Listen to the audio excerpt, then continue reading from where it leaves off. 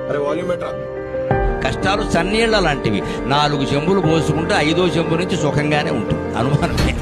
ఎంత చలికాలమైనా కానివ్వండి, అయ్యప్ప దీక్షల వాళ్ళు ఉంటారు, వాళ్ళు తెల్లారగట్ట 4 గంటలకు లేస్తారు, చన్నీళ్లే స్నానం చేస్తారు, అందులో ఎవరు వేనీళ్ళు పోసుకోరు. ఎలా పోసుకుంటారండి? ముందు 4 చెంబులు అయ్యప్ప స్వామియే అంటారు, అయిపోయిందంతే, మొత్తం ఆ మిగిలినంత బానే ఉంది. అంతే, మనం అలాగే ఉండాలి. కష్టాలంతే, ముందు 4 కష్టాలు భరించగలిగితే తర్వాత ఆ కష్టం కూడా సుఖంగానే ఉంటుంది. ఎప్పుడూ కష్టాలు ఎక్కువ వస్తున్నాయంటే యువతరం ఒకలా ఆలోచించాలి.